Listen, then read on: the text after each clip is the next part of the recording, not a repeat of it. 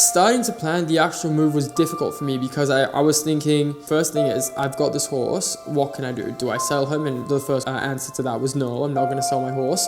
And then I was like, okay, second answer is I've got to take him with me. And then I was like, okay, so how do you actually take a horse from Australia to the Netherlands?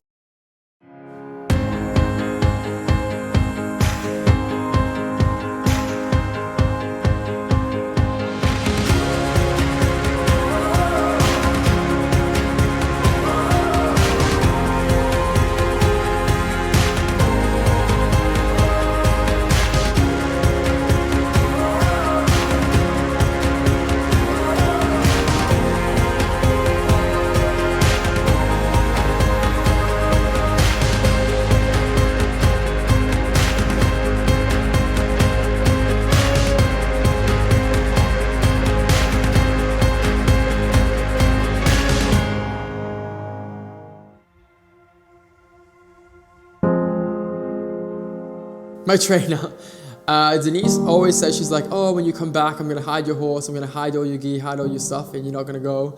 And no, I think she's very, very excited for me, and I've involved her in the process. It's hard when things work well and you're happy to have somebody at your place. You know, you're never going to want them to go, but I think she also sees the opportunity there for me, and she'll visit. Denise, you better visit. I got a random phone call from Matt asking if he could have lessons, and he needed somebody who would be able to ride his horse as well, because he was a model and flew around the world regularly. And my instant reaction was, oh yeah, that's nice.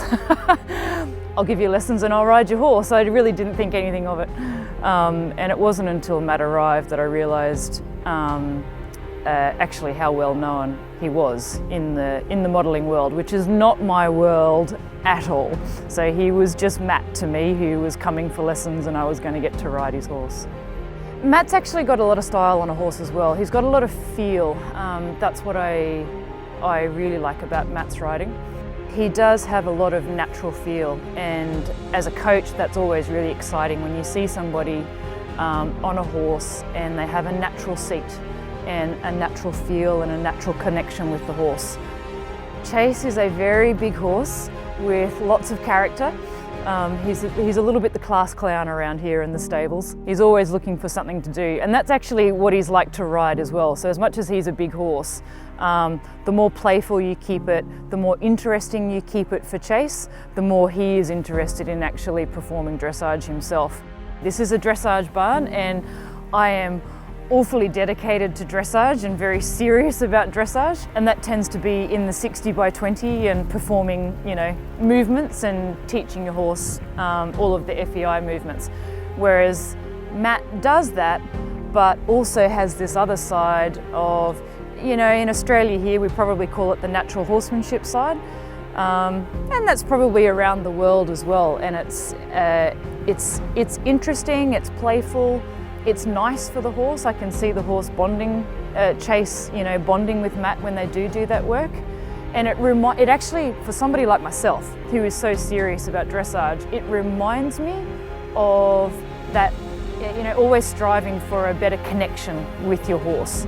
And that's what that type of work actually does do, is it improves your connection with your horse. So my initial reaction was I threatened to hide Chase so that he couldn't fly him overseas. We're actually going to really miss Matt and Chase around the barn here. They're a fresh breath of air, and they've been an absolute pleasure to have here, and the whole barn will miss them. But from a coach's perspective and a mentor's perspective, I think it's an amazing opportunity and an incredible move for Chase and Matt. They're going to be in amongst it. You just get to absorb that atmosphere, absorb those riders who are the best in the world, watch them, learn from them. And I think it will have a really good impact on Matt's career. I think it will just get better and better. And I think Chase will also. Of course, Chase is going to improve because he's well educated and he's ridden by a really good rider.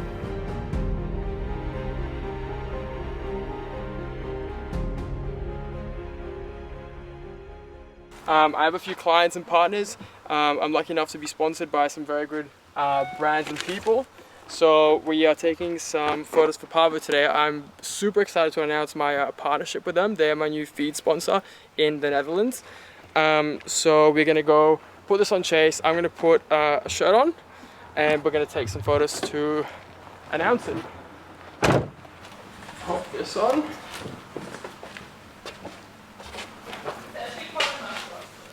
Oh, it's really nice. And it's super well made as well, so. And I have it inside out. I just realized.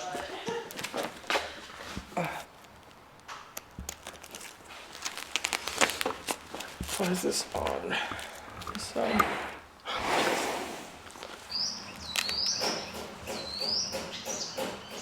This is the thing, sometimes you don't get things that fit, and a little trick is to just peg the back of the shirt so you make it fit as tightly as you need it. I might need to borrow somebody's help if you don't mind. We want things to look like they fit, not like they're the wrong size.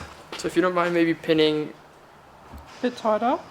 It's a bit like baggy down here. we can tighten that if we need to. That? Yeah. This is a whole team effort. Not too tight at the bottom, but yeah. Yeah. Thank you.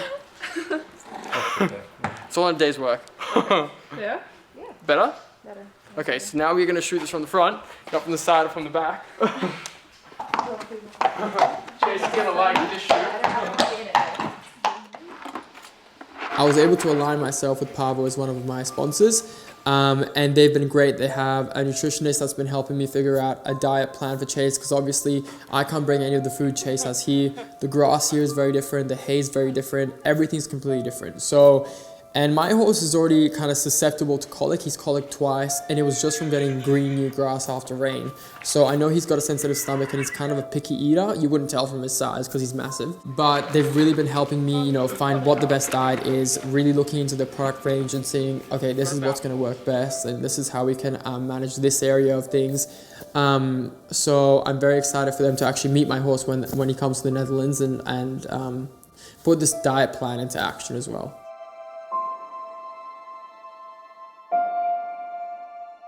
So the process begins with actually lodging the papers and making sure, you know, everybody's on board, everybody has a good idea of, you know, okay, this is how much money you want to spend, and this is, I want him to fly in 1 bay or 1 bay and a half, and you decide, okay, where do you want to go? I want to go to the Netherlands, and what time frame do I want? And I said, okay, I want it to happen between April and May, and then they tried to find a flight for me that was suitable. Once they found a flight, we were able to schedule a date when I had to begin my quarantine, and quarantine begins 30 days before departure of the flight.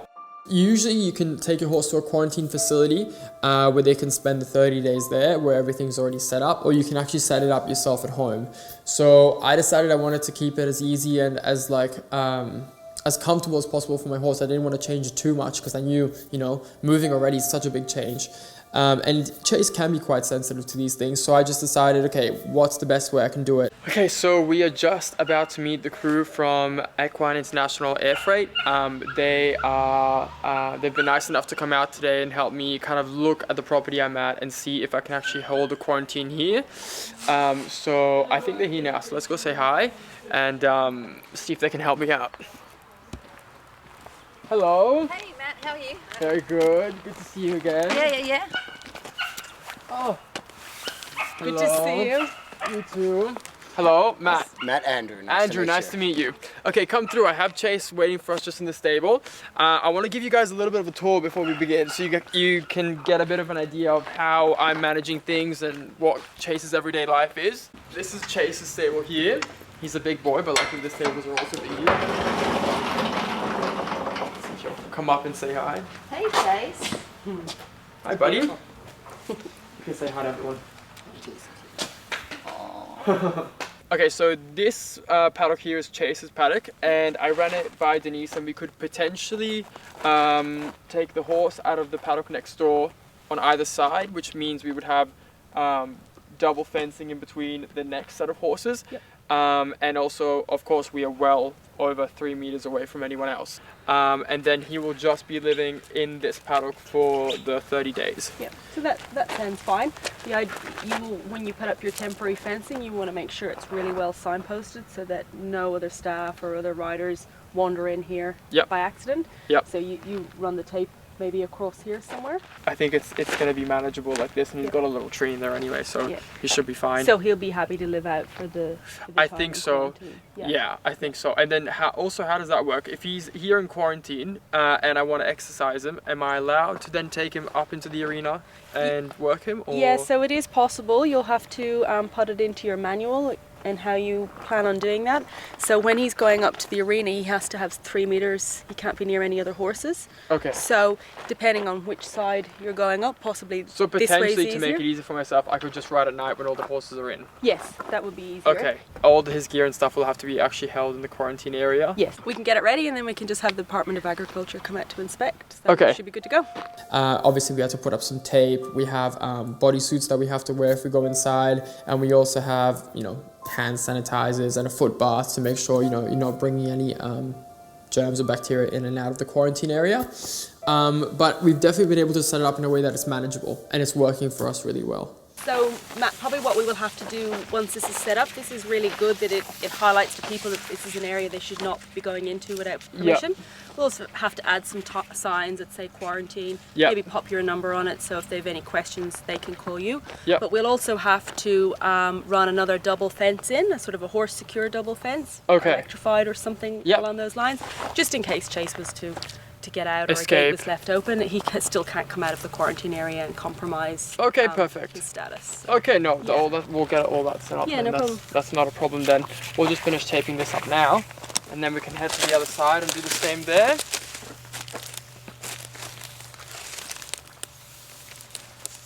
Just come around again. We're going overboard. I think everyone's going to get the message. So now we've made up our Virkon solution. We're just going to, good idea, pop it in the foot bath. Perfect. And we'll just leave some hand sanitizer there as well. Okay. So whenever you enter the quarantine area, you need to dip your feet in there, make sure your boots are clean, and then also disinfect your hands with the hand sanitizer. If you're in clean clothes and haven't touched any horses, you don't need to get changed, but otherwise you need to pop a suit on. Okay. And don't touch any horses once you've got that suit on. Okay, perfect. Yeah. Well, let's pop some suits on and do the whole process, and that way it's also stuck in my mind a little bit. Yeah. So it becomes a bit of a routine for me. Perfect. So Matt, I think we'll just run through the process, what you will have to do every day let's for do it. disinfecting in. First of all, disposable overalls. Yes. It's a very attractive I know, piece of clothing.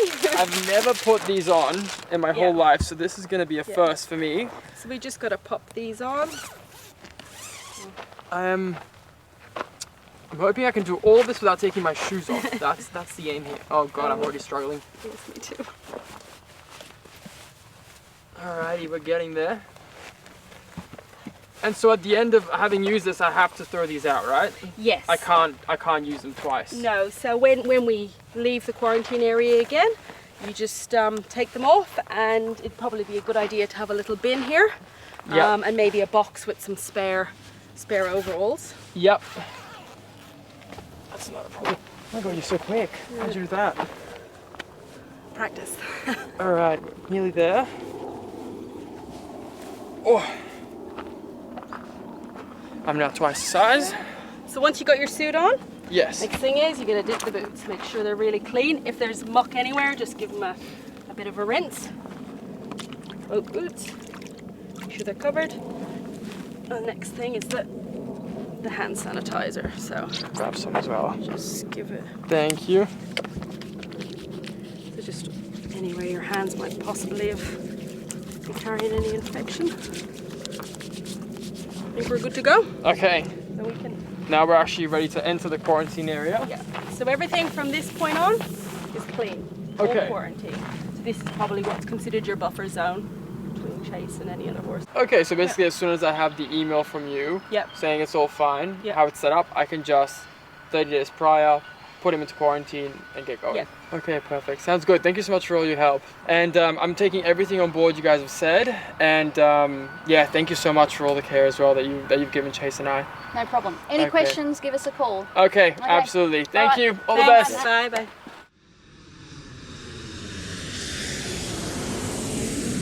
So whilst Chase has been in quarantine, I went to Paris for the Longines FEI World Cup, and it was an absolutely amazing event, just like they always are.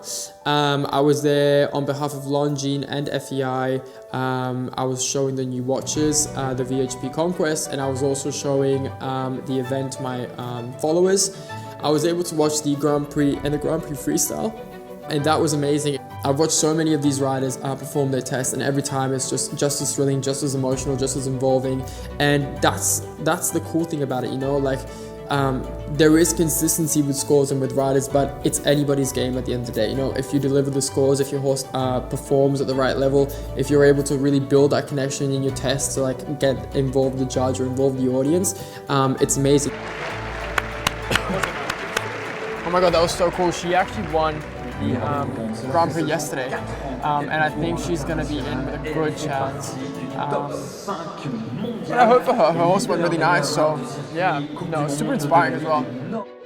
It was cool to see everybody, and then I was able to attend the press conference after, go meet Isabel and Laura. So it was really good fun. We're starting day 3 here with Longines, and we are just heading to the stables. There's 2 horses waiting for us there. We're going to be doing some shooting with the VHP Conquest. So we have 2 other talent here today, Jessica Springsteen and Ariana Rockefeller. So we're going to take turns with the horses and see how we go.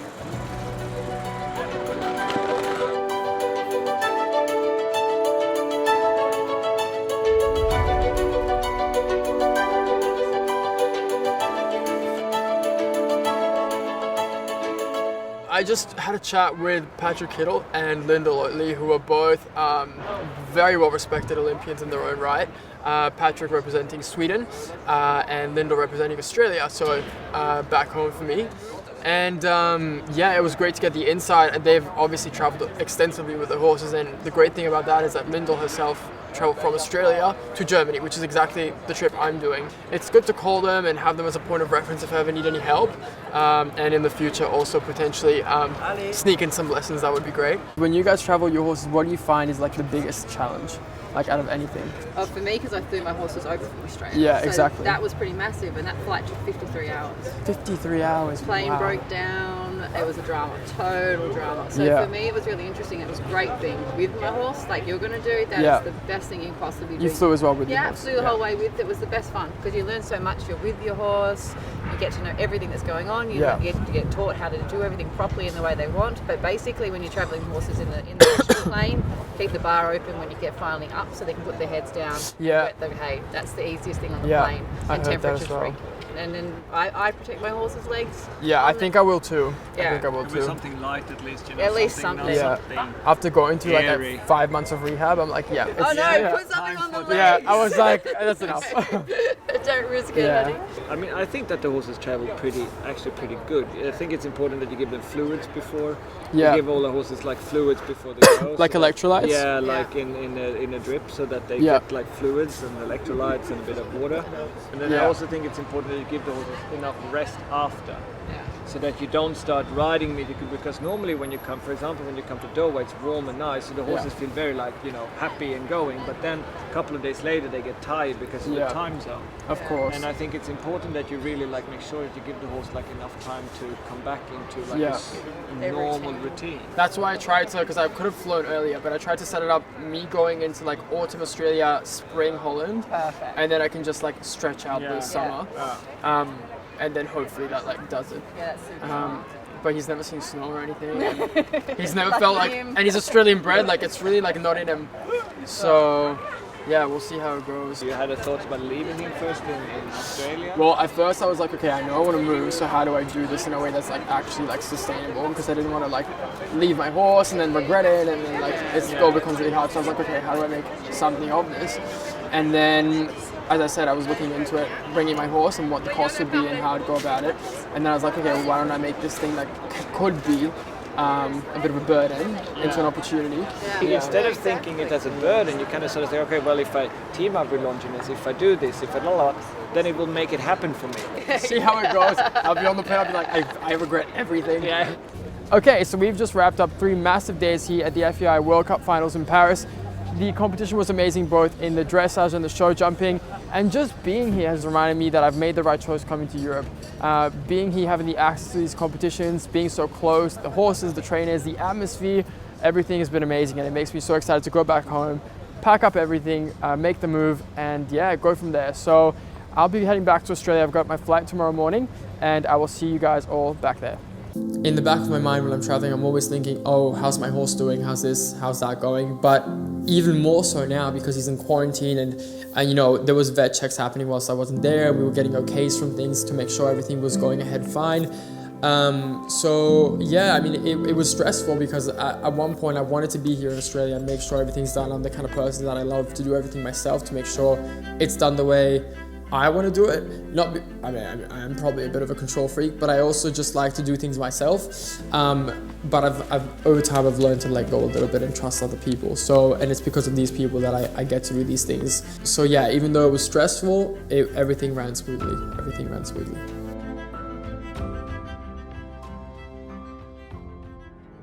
Today's the day of Chaser's final pre-flight health check.